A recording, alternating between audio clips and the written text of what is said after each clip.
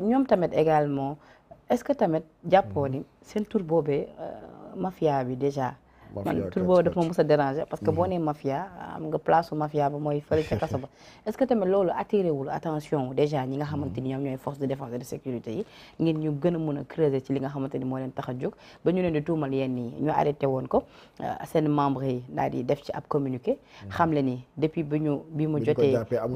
amuñu benn nouvelle ci moom xamuñu ndax ma nga ca jaamu ou pas mais également li nga xamante ni moom la nit ñi jàpp ne ñu ngi koy tuumal di ñaari version ñenn ñi jàpp ni dafa bokk ci force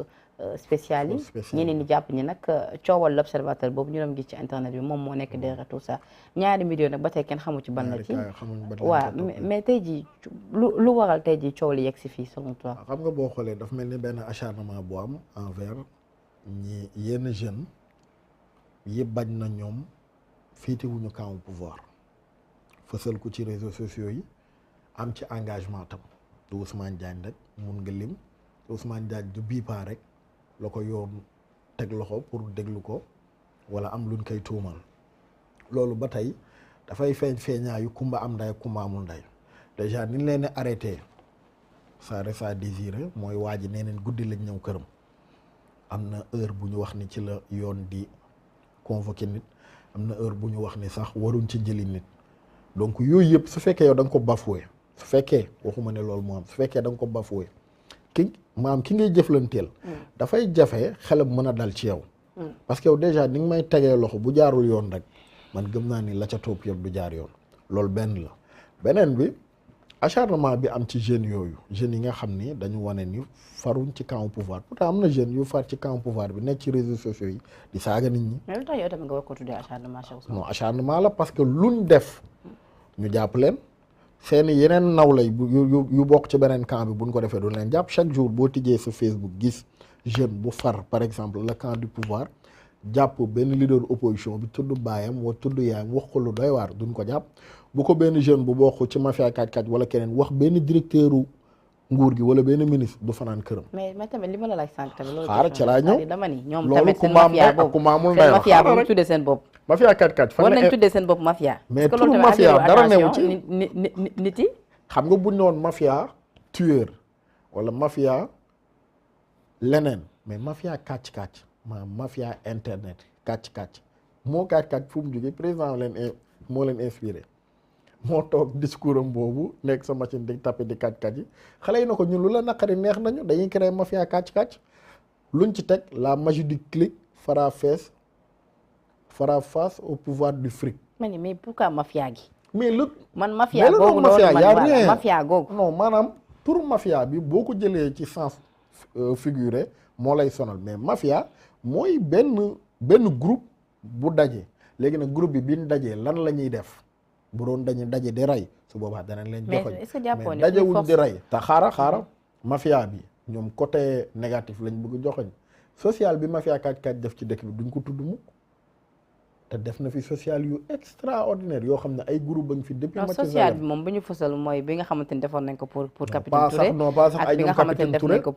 pour Ndeye mafia Khady bi am na Souleymane social bu muy def envers des familles démunies ci weeru koor ci tabaski ci temps de famille ku nekk danañ leen jox xar idée bi mi ngi juddoon daaw biñ ne dañuy jëndal Sonko xar tijji cagnotte bi affaire bi mujj bëri xam ne ni Sonko du ko jël d'ailleurs sax yaakaar naa da ci waxoon ñu mujj jël alal di séddale ko ay familles démunies ay saaku soble ay saaku pomme de terre ay xar yooyu gars yi ils en parlent pas am na fi ay xale yu feebar ñu waroon leen jàppale mais cagnotte bi mafia kaaj-kaaj moo ko bousee. mais jàpp nga ni suñu force de défense et de sécurité xarañteef bi ñu àndal tey dinañ ñëw rek xam nga yow mi nga xam defoo dara ñoo ngi teg loxo nga jàpp ni dinañ ñëw nii rek teg nit loxo ni comme ça alors que amuñu dara benn xibaar ci moom ça dépend rek xam nga force de défense et de sécurité depuis un bon bout de temps mooy li ma la wax rek agenda wu sécurité police gendarmerie justice warut a nekk agenda wu politiciens yi su fekkee ñoom ñoo jug loolu seen gis la loolu yéen seen gis non ci seen démarche la su fekkee que ne réellement loolu moo am su fekkoon ne police dafay toog jug autosaisiru dem jàppi diw lu mu ko jàppee dafa saaga opposant diw jug dem jàppi diw lu ko waral dafa saaga ministre diw su boobaa dañuy naan justice dafa tëddee njaaxaanaay mais bu dee ku féetee fële lu la neex wax du mujj fenn ku féetee fële boo joxe ñi sax ñu dem jëli la te souvent jëli bi day am rapport ak benn homme politique bu transhumé wala bu far du camp du pouvoir donc loolu dafay tey xel nit ki li olof di wax naan du ni mu defee du nu mu wax noonu la mel ni mu jëfee noonu la mel soo ñëwee wax ma ne ma man dama yaru man la baax na nga toog di ma joxe di ma saag di ma xellu su boobaa du ma gëm ni da nga yaru donc nit ki ni mu jëfee rek la mel mais pas nu mu waxee. léegi Ousmane Diagne moom animu moom. Ousmane Diagne am na ñu ne libéré nañ ko il y a à peine ay 30 minutes. déjà su fekkee réew mi nekk état nekk république ku nekk am àq am yelleef ñu bokk ci zone CEDEAO CEDEAO wax ni doomu aadama bu nekk bu la justice téye waruñ la déglu sans la présence de tes avocats suñ la ko defee bafoué nañ say droit te réew mi bëri na lu ko fi justice di def arrêté la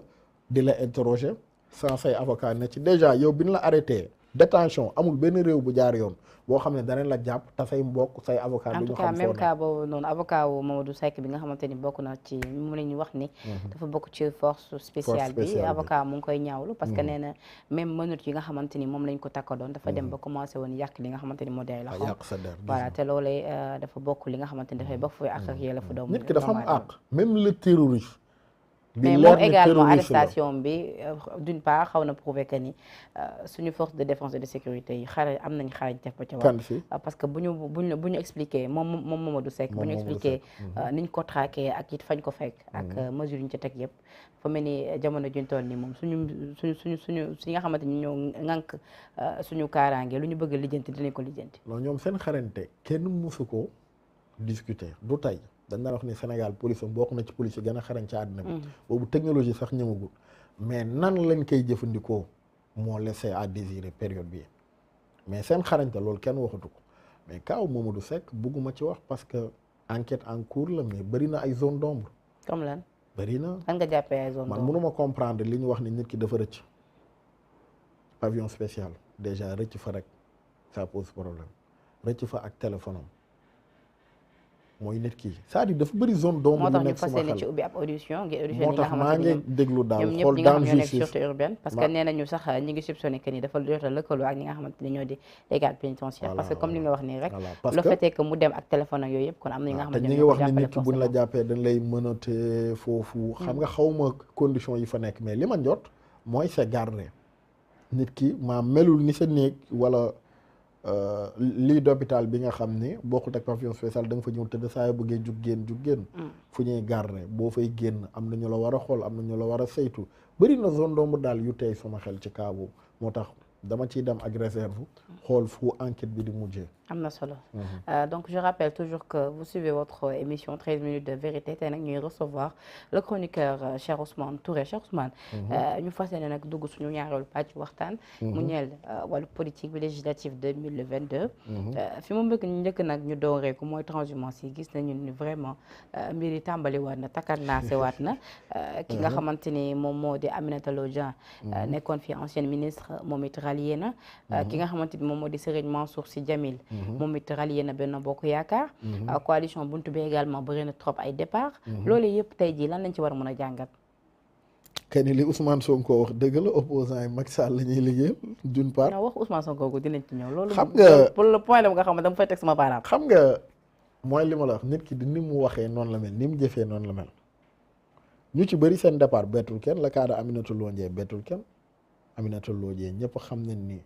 bi muy dugg Yewwi c'était pour se faire un nom pour def charme am Ousmane Sonko jamono ji dafa nekk ko boo ko jegee depuis investiture ba tey daf ci nemmeeku boo ko jegee rek da ngay jar état da lay bàyyi xel sa transhumance dafay neex a waxaale donc ñu bëri danañ dem Yewwi wala danañ soutenir Ousmane Sonko pour ñu bàyyi leen xel ñu mën a jaay seen bopp après dem transhumé njëg li cher liñ lay mën a cher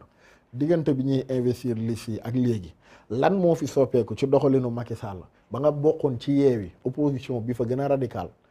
en 2 mois jóge nga opposition bi gën a radical fekki la camp du pouvoir. est-ce que c'est parce que tamit ñoom waa ba camp du pouvoir ñoom kenn tuumalu leen ba tey li nga xamante ñoom la ñuy tuumal waa Yewwi à savoir discours bi nga xamante ni souvent dañ koy tenir jëmale ko ci hommes religieux yi yenn kàddu yu ñagas yi nga xamante ni des fois dañ koy déplorer ak yu ni mel ak tamit frustration bi nga xamante ni ñoom leaders yi am nañ ko ci seen biir ci investiture yi est-ce que tamit du loolu yëpp lañ dajale moo tax ñoom ñu daal di xam nga loolu lépp boo ko dajalee c'était pas à prévoir loolu lépp boo ko dajalee te nga dëggu doo fekk APR da ngay toog mandu wala nga ne bu leen votel Yewwi bu leen votel APR. kon da ngaa jàpp ñi transhumé nii ñoom dëggu dañoo musta dëggu ci contre gi ñu contrôle Benno diggante investiture yi ak élection yi lan la fi Macky Sall changé ci comportement lan la fi Benno changé ci comportement lan moo lëndamoon sa xel leer sa xel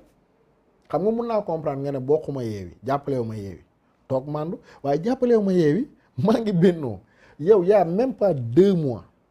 yaa ngi toog ci wetu opposition bi gën a radical ci dëkk bi nga xam ne mayul dara Yewwi nga xam ne mayul dara Benno ak Macky Sall di leen joxoñ baaraam di leen chargé di leen attaqué investirul la matul 1 mois tey nee nga Benno nga bokk. Benno tamit ñoom ñoo leen dàq tamit en quelque sorte c'est-à-dire tamit nit tamit bu bokkee ci benn mbir am ca li nga xamante ni moom moo di xarañteef am ca tamit li nga xamante ni moom moo di taxaw ba ca war je pense que na ko war a delloo li nga xam ne gëddam amul benn taxawaay sax biir moom na sant mais Serigne Mansour Sy Djamil ku mel ni Serigne Mansour Sy Djamil kooku am na taxawaay naa ci wax par exemple Serigne Mansour Sy Djamil kooku moom demam moom dem bu foor la xam nga lu mu def waaw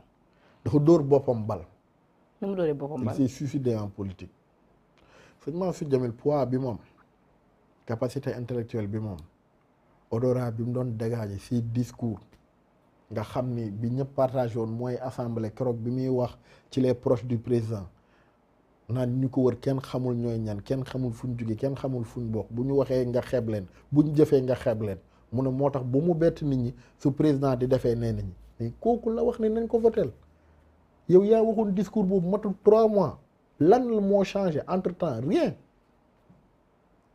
investir nu mënoon naa comprendre nga ne soutenir uma Yewwi bu militant yi voté Yewwi ndax Yewwi gisuñ ci suñ bopp bi ñuy def investiture yi mais nga toog mandu mais mandu au contraire da nga ne nañu votel Benno bi nga xam ne nee nga duñu nitu valeur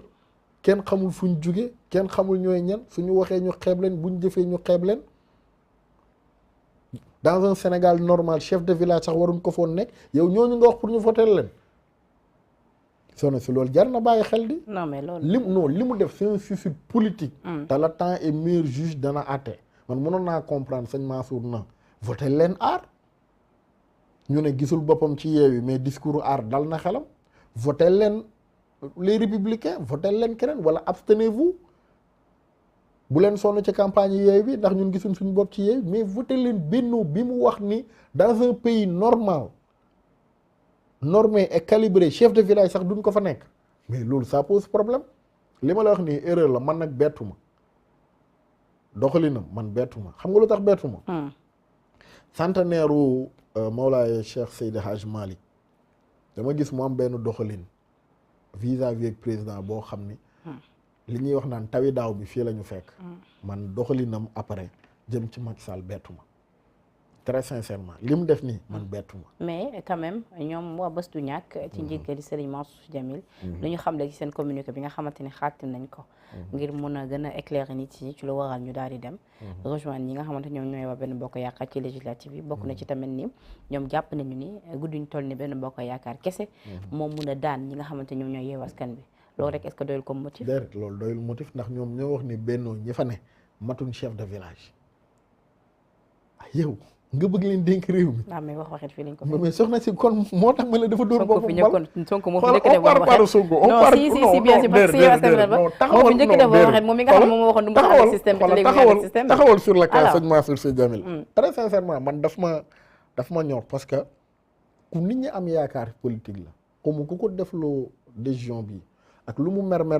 ñoom ñoo ñu jàngal ni nit ki boo meree bul topp sa xol toppal sa xel sinon boo toppee sa xol ci paax la jëmee ni mu doxalee nii wallaay dana yàq lu bëri ci électorat am te feeñ na bokk na ci ténoram yi keroog bi mu waxee dafa génnu di Yewwi te dana bëri ay nitam yu nekk ay conseillers ci mairie Dakar ak feneen ñoo xam ni danañ génn bés du ñàkk. mais est-ce que tamit lu ni mel waa Yewwi Askan Wi ak les leaders de Yewwi ku ci mel ñoom Khalifa Sall ñoom Sonko ay consort waruñu war a mun a xaar ñoom Déthié waruñu war a mun a xaar bi lépp décision. ay Khalifa Sall bett ko gis nga Khalifa Sall du novice en politique de le temps lui donne raison gis nga ñi mu investir ñaar rek ci génnagul Yewwi am benn position bu radical Cheikh Bamba Dièye ak la gaa Guirassy ñeneen ñi ci des ñëpp génn nañ contre ko am position bu radical boo xam ne na bay génn xanaa dañ ko waat mu daal di ñëwaat dugg si naan gis nga waaye moom ma nga woon ca buntu ba loolu moom xam nga génnut te diir bi yëpp am na benn position bu républicain envers ñoom bi ñee Kédougou génn na donte Cheikh Bamba Dièye génnul Ndar mais Guirassy génn na tertu leen jouer maanaam def fair play def mobilisation bu extraordinaire mais le reste ñëpp xoolal bañ génnee position bi ñu am day teye sax xel ni yow nit ki ndax gëmoon na Yewwi. Khalifa du xale ci politique dañuy wax ni c'est un enfant de la République ku xam politique la ku xam parti la et le temps lui donne raison. mais Khalifa tamit comme ku xam politique la et que du novice ci politique jàppoon ni en tant que peut-être membre fondateur bu Yewwi Askan Wi est-ce que tamit waruñu woon ñoom Khalifa ñoom ñi nga xam ñoom ñooy kilifa. ci kii Ousmane Sonko ci wàllu politique. mag ko tamit ci at. waruñu ko canaliser un tout petit peu Sonko dérive comme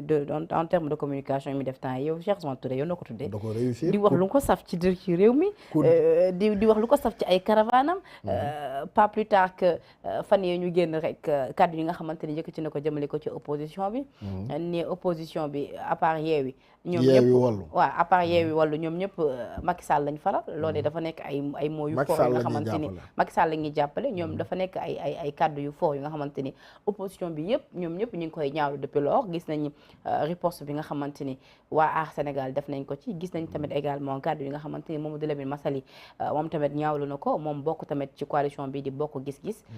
représenté leen foofee ca Thiès mais jàppoon ni tamit quelque part ñoom ñi nga xamante ni ñoom ñëpp ay opposants lañ ñoo war a nekk benn mais waruñu am ay li nga xamante ni moo di xeex seen biir boobaa beneen camp d'en face bi nga xamante ni ñoom ñooy seen ennemi est-ce que duñ leen reetaan déedéet Sonko man li mu def jàppee mu ko erreur man coup comme laa ko jàppee maanaam coup de génie Sonko bokkul ci élection yi investir luñ ko mais c'est l'homme politique le plus présent bi mu waxee ba tey homme politique yëpp ci moom lañ ne beneen sax seen programme yi seen tournée yi Sonko donc coup comme bi réussir na ko te en politique fekkee la ak bokk ci donc il a réussi c'est un coup de génie li mu def léegi li mu wax ñoom ñoo ko jox dayoo bi maam ñoom ñu ko tontu. parce que li mu wax nag nekkul lu tuuti. waaw xaaral rek. waaw ñoom ñoo ko jox dayoo bi. ñoom ñoo indi tollé bi ci am lépp. ñoom ñoo ko créé de moom dafa wax ba te Sonko daa bind lettre sànni ku nekk daw jël lettre ba bind ci sama tur na maa moom waxul aar waxul bokk gis-gis. waxul mais soxla wuñ mu leen di xaaral mais bu ne opposition bi yëpp soxla mais daa bind lettre soxla wuñu xaar mu leen di sànni te li mu wax dëgg la su fekkee yow. li mu wax nu mu nekkee dëgg Cheikh waaw moom laa lay démontrer su fekkee yow da ngaa créer sa liste ñaari aspect nag la am li mu wax bu nekkee dëgg